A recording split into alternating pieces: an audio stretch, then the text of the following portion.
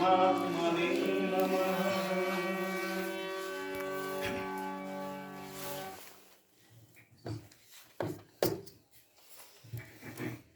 আমরা ধারাবাহিকভাবে গীতা পাঠ করছি। দুটো অধ্যায় আমরা ইতিমধ্যে পড়ে ফেলেছি, সাংখ্যযোগ আর কর্মযোগ। এখন আমরা জ্ঞান যোগের 9 নম্বর শ্লোক পর্যন্ত আমরা পড়েছি সেদিন। আজ আমরা 10 থেকে পড়ব। তো প্রথমে আমি একটু আগের দিনের 3টি আর আজকের 3টি একটু পড়ে নিই, তারপর অর্থ আর ব্যাখ্যার চেষ্টা করব।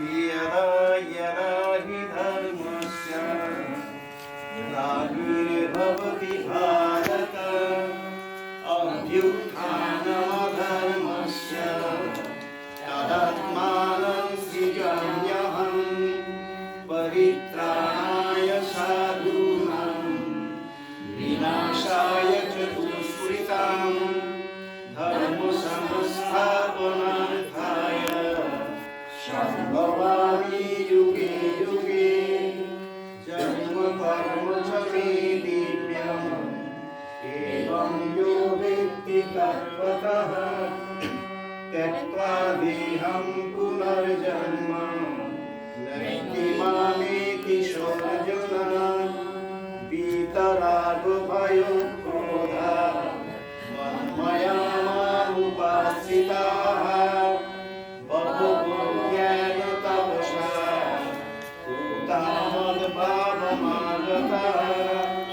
ये यथा मां प्रपद्यन्ते तथैव भजाम्यहं मनोवर्त्मानुवर्तन्ते मनुष्याः पार्थ सर्वशः काङ्क्षन्तः कर्मणां सिद्धिं यजन्त इव देवताः क्षिप्रं हि मानुषे लोके सिद्धिर्भवति कर्मजा।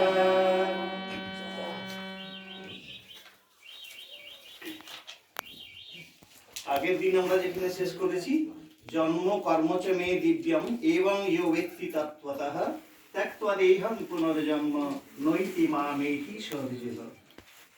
মে এবং দিব্যম জন্ম কর্ম চ ইয়ো বেত্তি তত্ত্বতঃ, এই গদ্য রূপে বললেই হবে। এবং দিব্যং জন্ম কর্মচ, এইরকম যে দিব্য আমার মেয়ে মানে আমার মেয়ে এবং দিব্যং জন্ম কর্মচ, আমার এই যে দিব্য জন্ম এবং কর্ম, যে মানে যিনি ব্যক্তি মানে জানেন, তত্ত্বগতভাবে যিনি জানেন, ত্যক্ত্বা দেহং মানে দেহ ত্যাগ করার পর পুনর্জন্ম নৈতি, তিনি পুনর্জন্ম আর নয় এতি নৈতি লাভ করেন না। তাহলে কি করেন? মাম এতি, আমাকে তিনি লাভ করেন। তারা সব অর্জুন মানে তারা আমাকে লাভ করেন। সেইটারই এখনো বক্তব্য ভগবানের শেষ হয়নি। এখনো বলছেন যে কারা লাভ করেন ভগবানকে, সেটা এখন আবার বলছেন যে বিতরাগ ভয় ক্রোধা। আজকে শ্লোক 10 নম্বর। বিতরাগ ভয় ক্রোধা। বিত মানে হচ্ছে গত, যিনি এই রাগ ভয় ক্রোধ এইগুলিকে জয়, যার এগুলি চলে গেছে, যেখানে যাদের রাগ মানে হচ্ছে অনুরাগ মানে আসক্তি। আমরা আসক্তির কথা আগে পড়েছি সাংখ্যযোগে, যে ধ্যায় হতে বিষয়ান পুংস সঙ্গস্তে সুপজায়তে সংঘাত সঙ্গে, যে একটা ধাপে ধাপে কিভাবে মানুষ মানে আসক্তি থেকে, এই রাগ থেকেই কিন্তু মানুষের পতন শুরু হয়। মানে আসক্তি, কোনো একটা জিনিসের প্রতি আমার যে টান মোহ, সেইখান থেকেই কিন্তু আমার পতনটি শুরু হবে। আমি কারো একটা বড় বাড়ি দেখলাম, কি একটা সুন্দর ঝকঝকে গাড়ি দেখলাম, দেখেই কিন্তু ওই যে ভাবতে লাগলাম যে আমারও তাহলে এরকম একটা হলে ভালো হয়। সেইখান থেকে কিন্তু শুরু হলো আমার পতন, আমার অজান্তেই। আমার ওটা না হলেও চলবে, কিন্তু আমি ভাবতে লাগলাম যে এটা হলে বেশ সুন্দর হবে। এই যখনই ভাবতে লাগলাম, আসক্তি মানে রাগ, এই রাগ বলতে অনুরাগ মানে আসক্তি, সেইটা থেকেই আমার ভাবনা শুরু হলো যে পাবো কি করে। পাবো বললেই তো পাওয়া যায় না, কামনা শুরু হলো। এই কামনা বাধা পেলেই ক্রোধ এলো। এর পরপর ধাপে ধাপে একদম সর্বনাশের রাস্তায় চলে যাবে। এই ক্রোধ এলো, ক্রোধ কার প্রতি আসবে? যে যে আমাকে বাধা দিচ্ছে, কাম্য বস্তুটা লাভ করার পথে যে বাধা হয়ে দাঁড়াচ্ছে তার প্রতি ক্রোধ হবে। এবার সেই ব্যক্তি যদি আমার চেয়ে দুর্বল হয় তাহলে ঠিক আছে, তাহলে আমি আবার লোভে পড়ে যাবো, মানে আমার লোভটা বেড়ে যাবে আবার। এবারে যদি আমার চেয়ে তিনি সবল হন তাহলে আমি তাকে ভয় পাবো, মানে সে রাগ থেকে শুরু হয়েছে। এবারে যদি আমি পেয়েও যাই জিনিসটা, সেটা হারাবার ভয় হবে যে আমার তাহলে এটা চলে গেলে কি হবে। তার মানে যে রাগ, ভয়, ক্রোধ এগুলো সব একটার সঙ্গে একটা জড়িত। তো এইগুলো যিনি গত হয়েছে যার, হ্যাঁ, মন মায়া মানে মদগত চিত্ত, আমাতেই মন যার সবসময় পড়ে আছে, বা মুপাশ্রিতা, আমাকে যিনি আশ্রয় করেছেন মানে আমার শরণাগত হয়েছেন, এইরকম মানে বহু জ্ঞান ও তপস্যা মানে জ্ঞানরূপ তপস্যা দ্বারা যিনি পুতা মানে পবিত্র হয়েছেন, এই জ্ঞানরূপ তপস্যা দ্বারা যিনি পুত হয়েছেন, সেরকম বহু মানুষ তিনি মদভাবং আগতা, তারা আমার স্বরূপ লাভ করেছেন বা আমাকে প্রাপ্ত হয়েছেন। এক কথায় মদভাবম আগতা, আমাকে তারা লাভ করেছেন। তাহলে কারা কারা লাভ করেছেন সেটা এখানে বললেন, যে বিতরাগ ভয় ক্রোধ, যাদের ভয়, রাগ, ক্রোধ, আসক্তি, ভয়, ক্রোধ ইত্যাদি চলে গেছে, এবং যারা আমাতে তদ্গত চিত্ত হয়েছেন এবং আমাতে শরণাগত হয়েছেন, এরকম বহু জ্ঞান তপস্বী পবিত্র ভাব অর্জন করে তিনি আমাকে লাভ করেছেন, এটা বললেন। তারপর আবার বলছেন যে যে যথা মাং প্রপদ্যন্তে, যিনি যেভাবে, যে মানে যারা, যথা মানে যেভাবে, মাং মানে আমাকে, প্রপদ্যন্তে মানে হচ্ছে উপাসনা করেন, তাং মানে তাদের, তথা এব মানে তথৈব মানে সেইভাবেই, ভজামি অহম মানে আমি অনুগ্রহ করি তাদের, যে যেভাবে আমাকে উপাসনা করেন। মানে উপাসনার এইখানে আমাদের ঠাকুরের কথা চলে আসবে, ভগবান রামকৃষ্ণদেব তিনি বলেছেন না, যত মত তত পথ, মানে যতগুলো পথ আছে একটা বয়সের পরে মানুষ বুঝতে পারে, মানে আমাদের বয়সে বিশেষ করে বুঝতে পারে যে এই যে জীবনটা কেটে গেল, এটা দিয়ে কি হলো, তাহলে কিন্তু সবই শেষ হয়ে গেল, কি পেলাম আর কি করা উচিত ছিল, আমার এই ভাবনাটা কিন্তু আসে।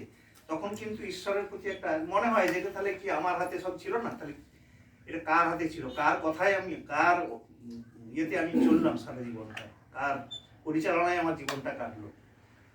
মনে হবে যে আমি কিন্তু যা পেয়েছি বা যা করেছি সেটা কিন্তু আমার কৃতিত্বে নয়, এটা কেউ একজন অদৃশ্যভাবে আমাকে পরিচালনা করেছেন, তাই আমি সবকিছু পাইনি, যা চেয়েছিলাম সব পাইনি, এরকম একটা জিনিস মনে মনে হয়। তো তখন তারা এই যে প্রপদ্যন্তের ব্যাপারটা আসে, মানে ঠাকুরের আশ্রয় গ্রহণ করার জন্য মনে একটা ভাবনা আসে, যে যেভাবেই আসুক, সে হিন্দু, মুসলমান, খ্রিস্টান যেই হোক, তার মনের কিন্তু এই ভাবনাটা আসবেই, এবং যে যেভাবেই উপাসনা করুন তাকে আমি সেইভাবেই কিন্তু অনুগ্রহ করি। মম বর্তমানুবর্তন্তে, বর্তম মানে হচ্ছে পথ আর কি, আমার যে পথ, আমার পথ কি, আমি মানুষকে পাঠিয়েছি, মানে আমি সত্য রজগুণ দিয়ে তাকে আমি প্রকৃতিতে পাঠিয়েছি, তার প্রকৃতি একটা নির্দিষ্ট করেই আমি পাঠিয়েছি, মানে তার মানে তিনি যে পথে যাচ্ছেন সেটা আমারই দেওয়া পথ, সেই পথে তিনি কিন্তু অনুসরণ করেন। মম বর্তমা অনুবর্তন্তে মনুষ্যা পার্থ সর্বস্ব, আমার যে দেখানো পথ সেটাই কিন্তু মানুষ সেইভাবেই কিন্তু চলে বা চলতে বাধ্য হয়। তারপর শ্লোকে বলছেন, কাংসন্তঃ কর্মণাং সিদ্ধিং জয়ন্ত ইহ দেবতাঃ ক্ষিপ্রং হি মানুষে লোকে সিদ্ধির ভবতি কর্মজা। সিদ্ধিং মানে সফলতা, কর্মণাং মানে কাজের, আমরা যে কাজগুলো করি সবসময় কিন্তু আমরা ফল লাভের কথা চিন্তা করি, সেই কাজগুলো শুরু করি এবং সেইভাবে চেষ্টা করি। তো এই কর্মণাং সিদ্ধিং কাংসন্ত মানে কাজের সফলতা কামনা করে, কাংসন্ত মানে কামনা করে, আমরা যে কাজগুলো করি তার সফলতা কামনা করে, ইহলোকে দেবতা পূজাযন্ত, আমরা দেবতাদের পূজা করি, উপাসনা করি, আমরা কিছু একটা পাওয়ার জন্য। সরস্বতীকে বলি, মা ঠাকুর আমাকে বিদ্যা দাও, মা লক্ষ্মীকে বলি, মা আমাকে ধন দাও, এইভাবে আমরা দেবতাদের পূজা করি, সন্তোষীমা ব্রত করানো অনেকে, সেটা হচ্ছে কিছু একটা কামনা করেই আমরা কিন্তু ঈশ্বরের ভজনা করি। এই দেবতারা কিন্তু প্রধান যে আমাদের পরমাত্মা বা পরম ব্রহ্ম তার অংশ বিশেষ, এরা কিন্তু ঈশ্বর নন, পরমাত্মা নন, এরা ভগবান নন, এরা দেবতা। তো এই মানুষের লোকে মানে এই মনুষ্য লোকে সিদ্ধির কর্মজাত সিদ্ধি মানে কর্মজাত যে সিদ্ধি ফলটা কর্মের ফল ক্ষিপ্রং ভবতি মানে খুব দ্রুত লাভ করা যায়। কিন্তু ঈশ্বরকে লাভ সহজে করা যায় না, কিন্তু আমরা যে জিনিসটা চাই সেটা কিন্তু পেয়ে যাই। আমরা যদি মা লক্ষ্মীর পূজা করি আর তার সঙ্গে চেষ্টাটাও করি ধন লাভের, তাহলে কিন্তু সেটা আমরা লাভ করতে পারি। কিন্তু সেটাই আমরা চাই, আমরা ঈশ্বরকে কিন্তু চাই না যে ঈশ্বর আমি ভগবান আমি তোমাকেই চাই, এইটা কিন্তু আমরা কেউ বলি না। আমরা ধন চাই বলি, বিদ্যা দাও, চাকরি দাও, এ দাও এ দাও করি। তো সেটাই বলছেন যে এই মনুষ্যলোকে কিন্তু যারা ইয়ে করে মানে কর্মজাত যে ফল সেটা যারা তারা কিন্তু খুব তাড়াতাড়ি দ্রুতই লাভ করেন। এই জন্য তারা এই দেবতাদেরই পুজো করেন এই কর্মের সিদ্ধি লাভের জন্য। কর্মণাং সিদ্ধিং কাঙ্ক্ষন্তা, ওই জন্য তারা দেবতাদেরই পূজা যোজনা করেন, আমাকে কেউ কিন্তু